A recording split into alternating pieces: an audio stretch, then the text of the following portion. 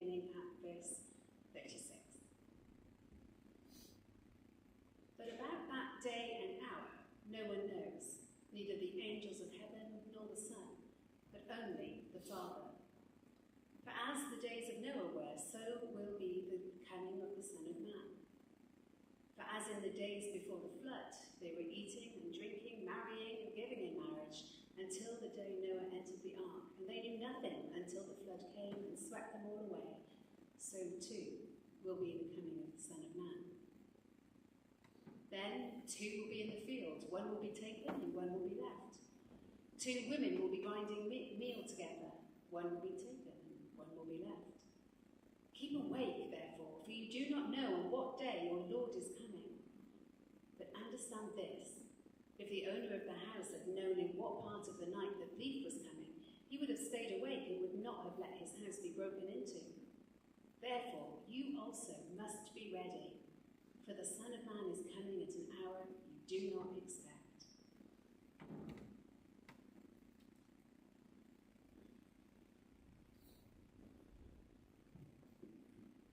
Thank you, Dale.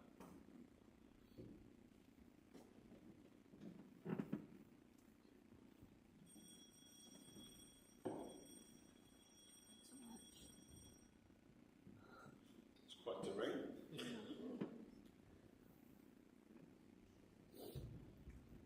Well, good evening, everyone. Some of you will know that I was away earlier this month for 2 weeks in Australia and Hong Kong. And I've come back with renewed energy, a rather large camera roll, and inevitably an Advent story involving rain. But first, let's look at what the lectionary tells us about this week. Tonight's Gospel reading isn't cosy or gentle. Jesus says 2 people will be in the field, 1 will be taken and 1 left. If the owner had known when the thief was coming, he would have stayed awake, and you do not know on what day your Lord is coming. It feels really sharp, really unsettling, and it feels like being sort of shaken awake. And that's exactly why the church begins Advent with these words. Before we get on to carols and candles and nativity scenes, we begin with the cry we sang just earlier of we're waiting, we're longing, we're aching for something more. Advent doesn't begin with comfort. It begins with honesty, with longing, with the awareness that something in us is waiting to be awakened. And tonight, Rosie lit our first Advent candle, hope. But hope isn't certainty, is it? In fact, it actually requires uncertainty. Hope isn't control. Hope isn't the guarantee that life will unfold exactly in the way that we imagine. Let's hope Josh doesn't do that after next week. Thanks. Hope always involves risk. Hope asks us to let go of our expectations and trust the God who really arrives in predictable ways. And I learned that in a very damp way on my recent holiday, because for months I have been loudly and joyfully telling anyone who would listen or wouldn't that I was finally going to escape the Welsh November rain by celebrating my birthday in Australia. It'll be spring, I said. It'll be warm, I said. It'll be dry, I said. Well, spring, it absolutely was. We saw some gorgeous blossom in Sydney, and warm it was too. The shorts were definitely out. But dry, absolutely not. In fact, on our flight to Sydney, we flew through a tornado in the Philippines, Wow. which certainly wasn't on the itinerary that our travel agent sent us. And then on our flight out of Australia from Brisbane, another tornado in almost the same place. 8 days apart, 2 flights, 2 tornadoes. And let me tell you now, that second flight was not for the faint-hearted. The seatbelt sign was on for 12 hours. But whilst we were in Queensland, the Sunshine State, the night before my birthday, we were stuck in thunder, lightning, and torrential downpours. The kind of rain where you don't just get wet, but you get emotionally wet. Yeah. Does anyone else do this really weird pose like this? Yes. With your shoulders when it rains? Because that brought a lot of joy to Joshua, making fun of my weird reflex reaction to a downpour. And then my actual birthday, the following day, was more of a dignified Welsh drizzle. Okay. But in Brisbane, 10,000 miles from home. So my hopes had to adapt. My expectations had to shift. Was my holiday refreshing and wonderful? Absolutely. Was it dry? Absolutely not. And Advent asks us exactly the same question. Can your hope survive having its expectations rearranged? Can you trust God even when the outcome doesn't match the picture that you painted? All of this got me thinking about sunsets and sunrises, because, and humour me with this analogy, but when we watch a sunset, we do so with hope. Hope that tomorrow will come. Hope that light will return. A sunset is beautiful because we trust it isn't the end. If you knew that this sunset was the last sunset the world would ever see, it wouldn't be beautiful at all.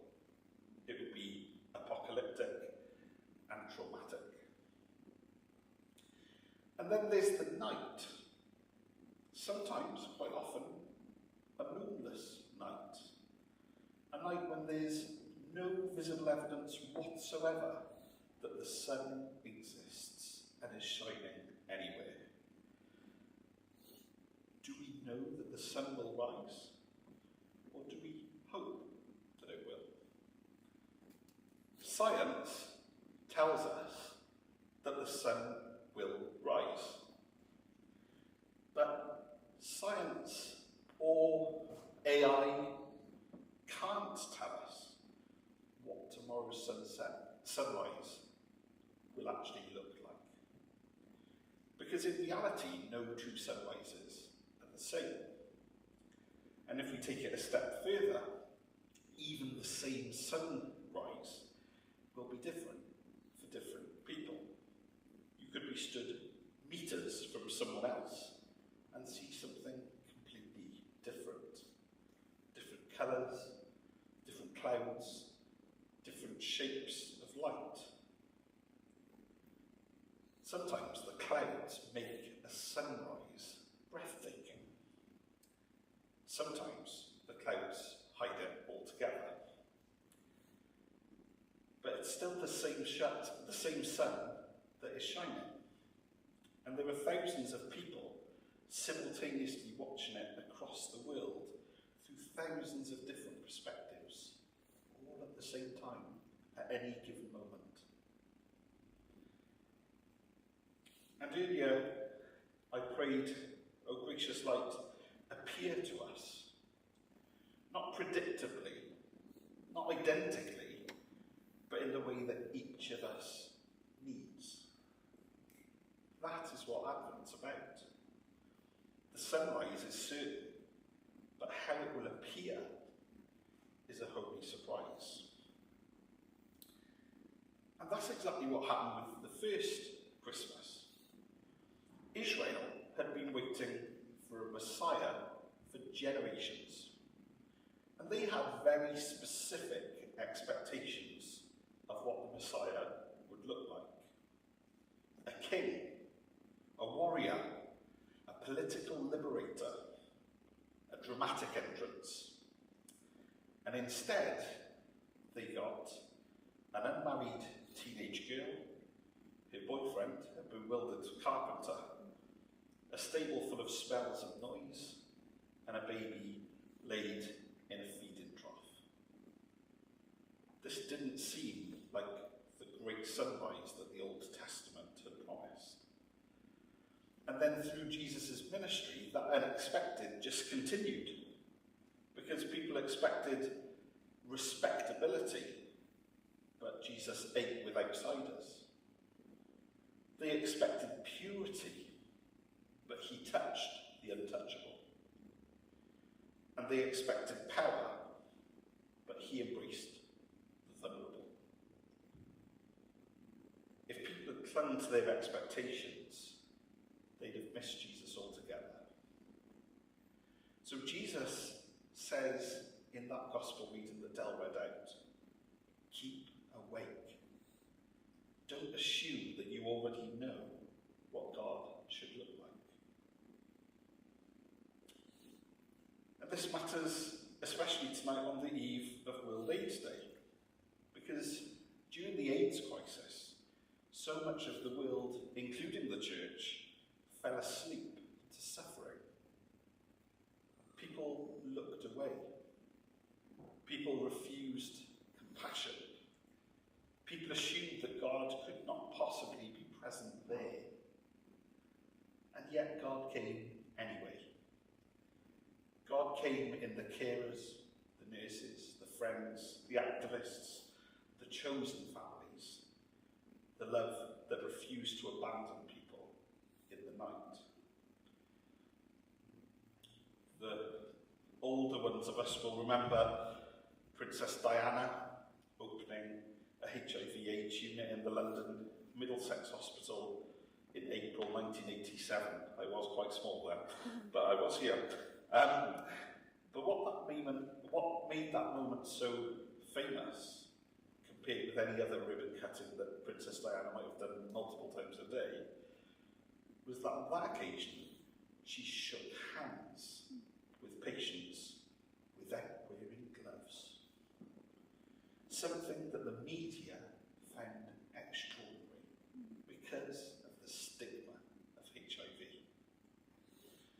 And through the rest of her life, she continued to challenge the stigma of HIV, holding, hugging many, many people with HIV and AIDS on many different occasions. One human being who happened to have a place of privilege set all of that aside and just showed love. And perhaps that initial 1987 moment was the sunrise for those living with HIV following a very, very long night. Hope rose quietly, stubbornly, in the very places the world thought light just could not reach. And tonight we remember those we lost, those living with HIV now, and all those who fight stigma. We keep awake to justice, to compassion, and to God's unexpected presence in every person the world tries to overlook. This week, I've been supporting someone in an employment tribunal involving HIV discrimination. And there have been plenty of cafe visits, plenty of hugs, and plenty of moments of sitting in the heaviness together. Because decades after the height of the AIDS crisis, you'd hope that we'd have moved past this, that stigma was something we had left behind. But listening to that case this week was a stark reminder that prejudice still exists, and sometimes in the places that should know better. heaviness of that case, I witnessed something deeply hopeful. The tribunal didn't look away. They didn't minimise anything. They totally got it. They understood the stigma. They recognised clearly what had gone wrong. And they held the weight of that with real humanity. And there were real emotional moments in that room, from those giving evidence, from those supporting the person, and even from the panel themselves. Because when truth is spoken, it moves people. And whilst the world has moved on drastically since the 1980s, when Princess Diana dared to touch someone with HIV when everyone else was too scared to, even now, there is still more to be done to stamp out stigma. In the end, dignity was, that's wonderful, I love your sneezes. In the end, dignity was restored, justice was done, and the findings were accepted. And hope wasn't triumphant or shiny or neat. It looked like tears in a courtroom, and professionals holding space for pain and truth quietly breaking through in places where no one expected it to. And that is Advent. God waking people up. God shining light where darkness lingered. God bringing sunrise into spaces we had given up on.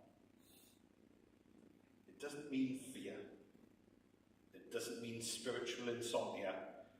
It doesn't mean scanning the horizon for catastrophe. It just means staying awake to God in the unexpected. Staying awake to compassion. Staying awake to the sunrise that you didn't see coming. Staying awake to hope, even in darkness. And staying awake to the gracious light that meets each of us differently. Advent begins in the dark, but it begins with a candle. A small light, a fragile flame, the promise of dawn before dawn. So as we begin Advent, hold your expectations lightly. Let God surprise you. Let hope change you. And let the dawn come in its own strange and beautiful way each day. Because even after the most horrendous of nights, or the most powerful of storms, dawn always comes. Even if it comes through clouds or slowly, or in colours we didn't expect. But the sun will rise, the Messiah will come, and God's light, gracious and unexpected and deeply beautiful, will meet you exactly where you are. Amen. So that is the end for people online. Thank you for joining us. And next week we have the lovely Georgia is leading with Del. Then the week after that we've got a carol service. And then the week after that Nikki is leading with a communion service here at the gathering. Del, you've got your hand up. You haven't got a mic though, so I'll have to relay what you say. Thank you. I can. Can we get a mic back to Del, please?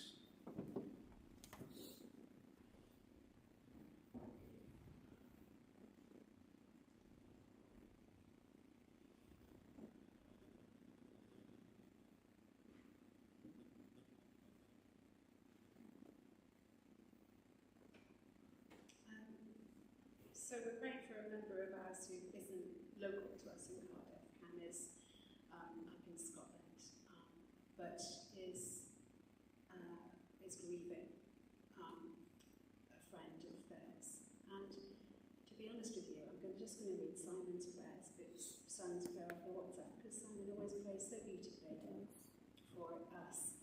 And I think it's one of your real gifts. Yeah. So let's pray. I pray for Cam and their friends. grief is so overwhelmingly hard. Be with them all as they process the questions. Give them the patience to allow the space and let them sit. As they process their grief, let them celebrate all that their friend was, the good and the broken, together. Comfort them in their pain and allow shouts of levity break through the darkness as they share happy memories. Amen. Amen.